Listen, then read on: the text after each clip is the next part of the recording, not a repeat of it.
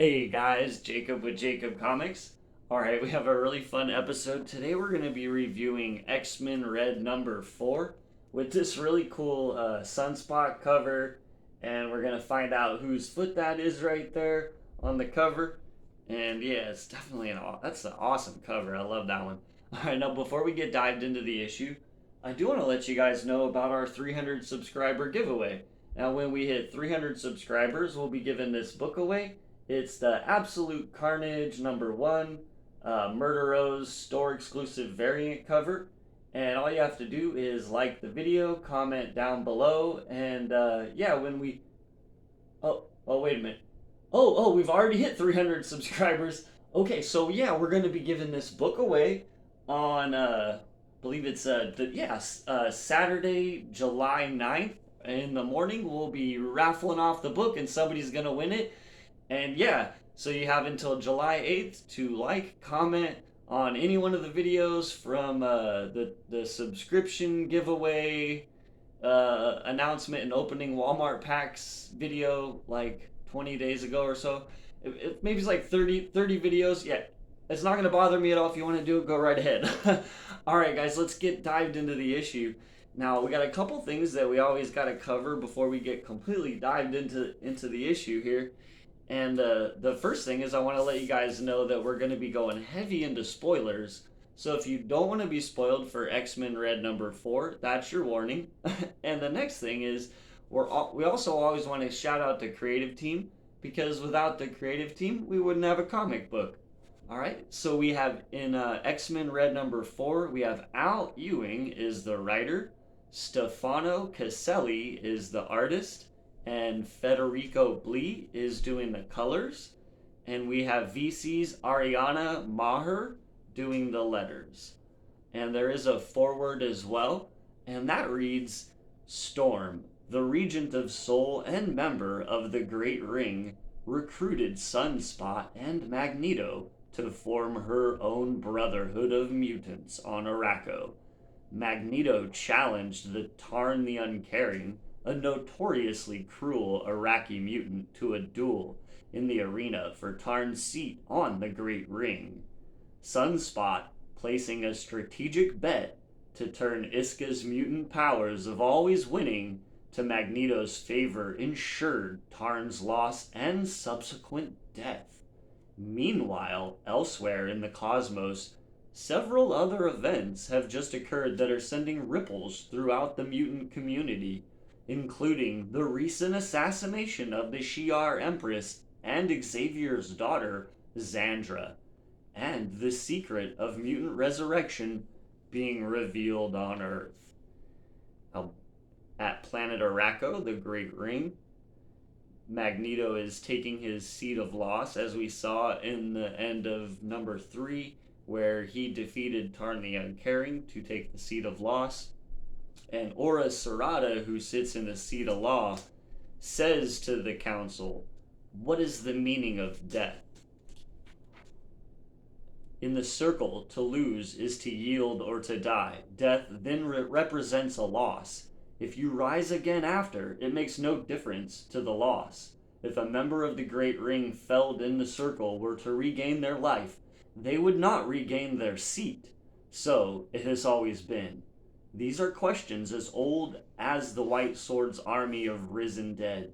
The new Krakoan age does not give them new answers. There is precedent here, and so there is law. The Iraqi do not desire resurrection. That is the way of the White Sword, not ours. We are not afraid of a life that ends, but we are aware that life may end. Even those Iraqi who do not age are not immune from death in the circle. We understand the potential cost of our high position, and thus we weigh each decision with care, knowing that we may be challenged for our seats, and each challenge we accept may be the last. A poor challenger, a poor ruler. Those who are not enemy, Arakko keeps an open door. The Krakoans are as welcome here as any, even with their weak desire for a life without the risks of life. But should that welcome include an open door to serve on the Great Ring? Aurora and Magneto won in the circle. But did they truly fight? What cost will they pay to fight again? Krakoans have a place in the Broken Land, but we must decide if they have a place here. So there's kind of like basically, as you can hear, there's kind of an argument as to whether Aurora and Magneto should be sitting on the council because they can be resurrected, and yeah, so you know, they kind of they kind of don't like that. It doesn't sit well with the ways of the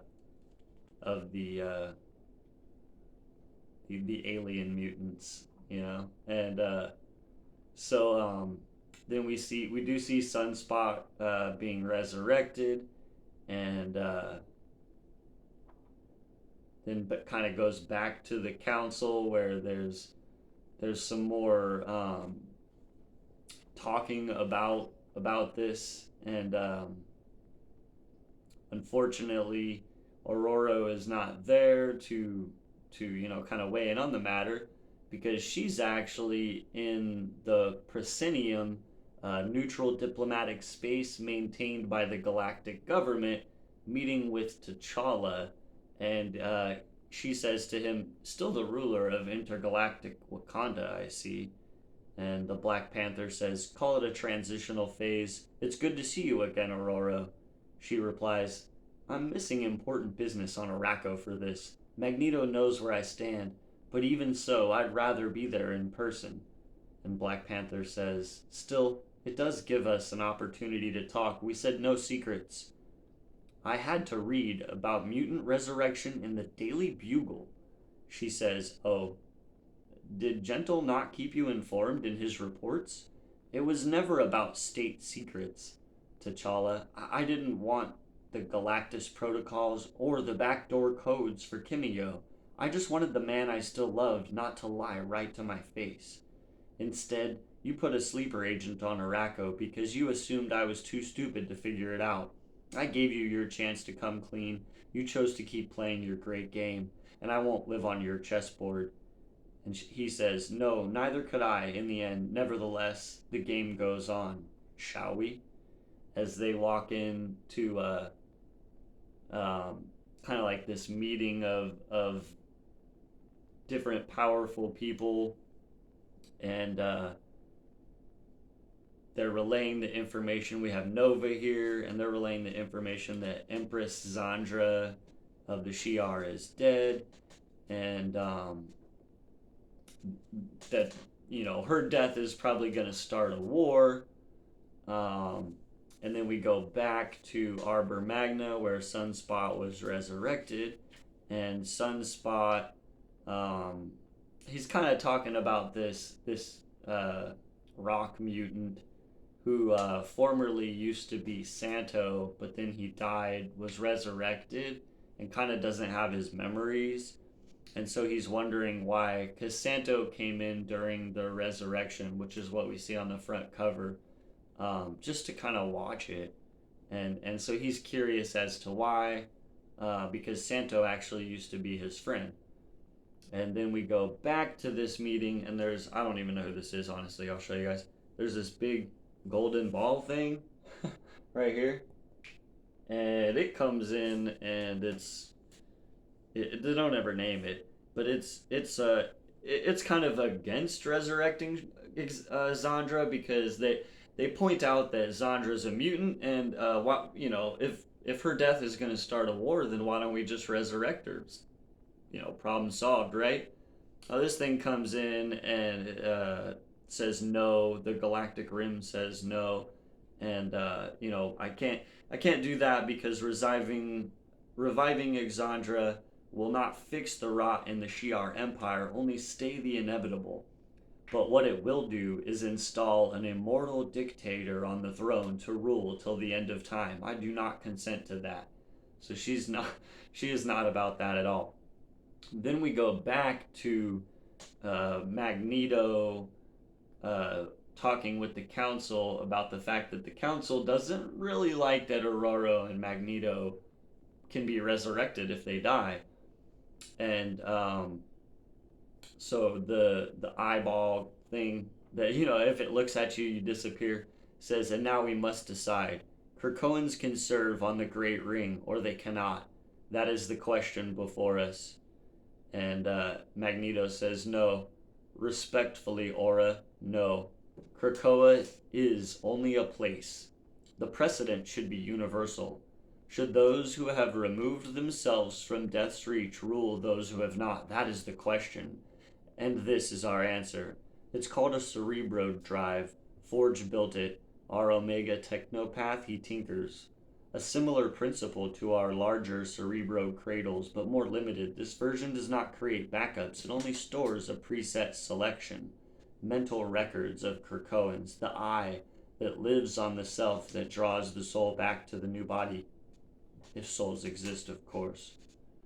Perhaps this is all we truly leave behind us, a handful of memories held tight against the setting sun. And I love this transition here as we transition back to Sunspot approaching his old Brock friend who's just he's like walked out of the Arbor Magna where the resurrection chambers are, and he's just hanging out on the beach kind of staring at the sunset. And check that color, the colors on that. I love that. So we got that, and the rock guy, you know, Sunspot comes up and he says Santo with a question, and the rock guy, he says, I don't know who that is. The children call me Wrong Slide. And Sunspot says, ouch, kids can be cruel, I guess. And Wrong Slide says, is that the intent? I don't see it that way. I don't want the name of somebody lost. That would be cruel to everyone. Wrong Slide is a sound that means only me. What's the sound that means only you?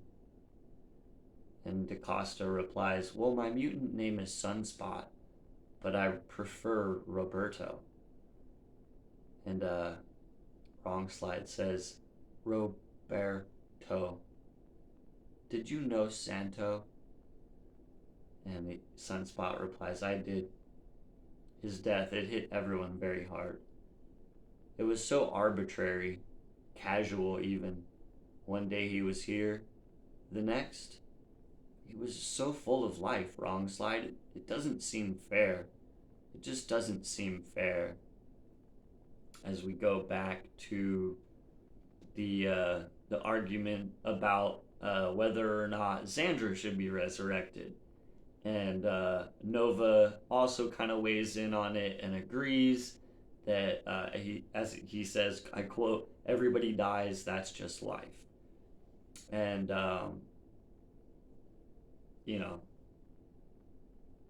Aurora comes in and kind of reveals that it's actually already done. The psychic wave you caught, a broadcast you called it. Did you think that was meant for you? If Xandra has enough power to throw her entire being across the stars, think where she got that power from. Think who has the power to catch it. Charles Xavier, perhaps the universe's most powerful telepath, a man who, when offered the choice and the chance, and they show as he's taking off his helmet, I'm going to show you guys. He says, there's still hope. There's still hope.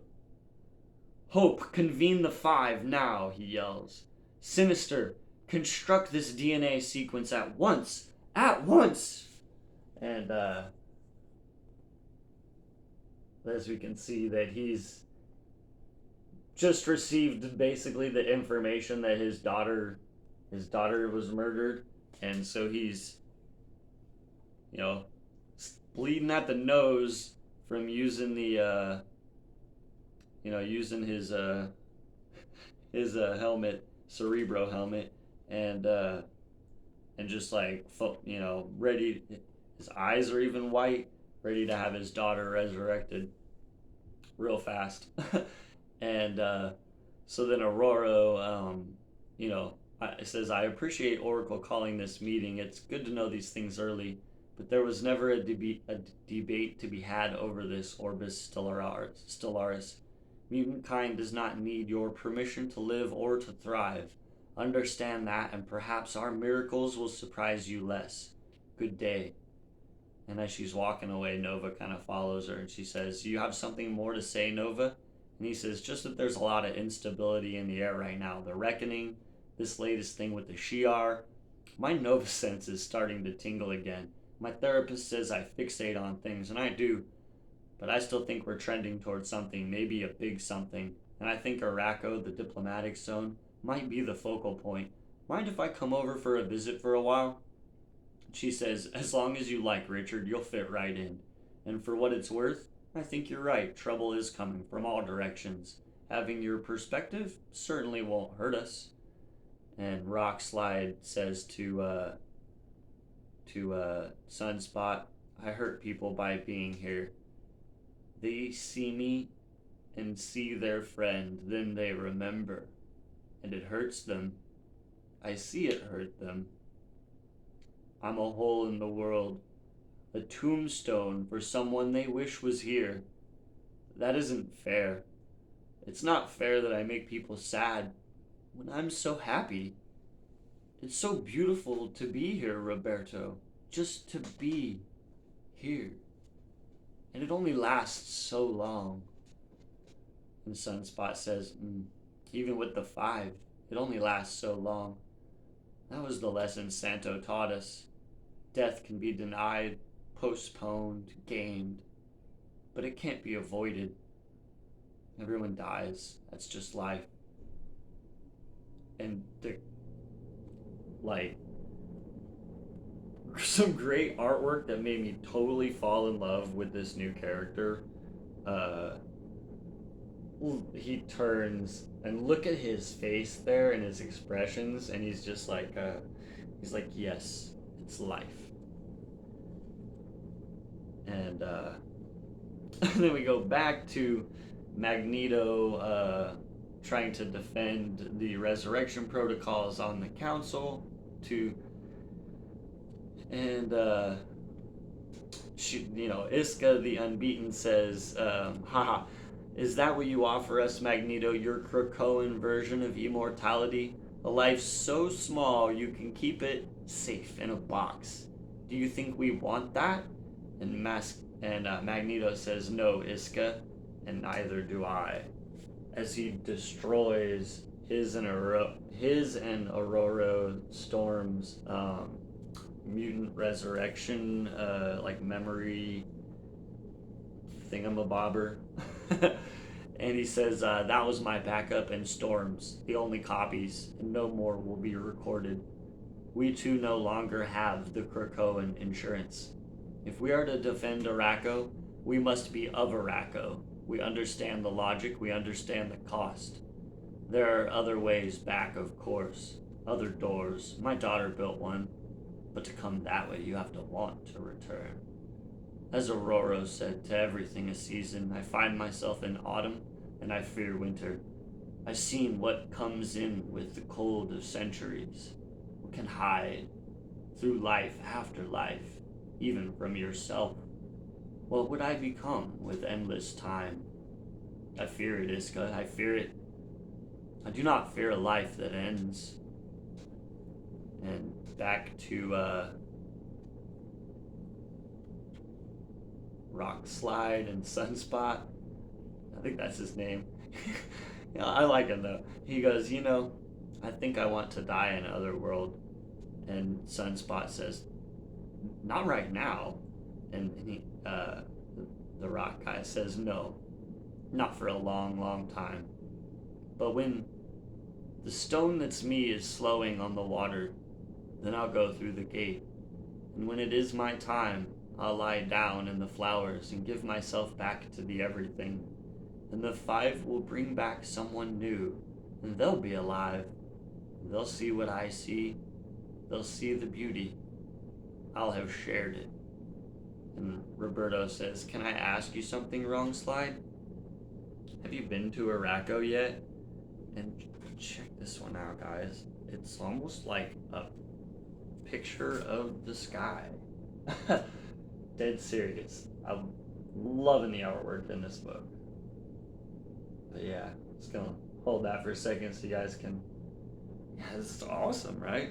It's from the back of the Rock guy and Sunspot, and they're just kind of living life, you know. Um, Man, I'm really enjoying this book. It's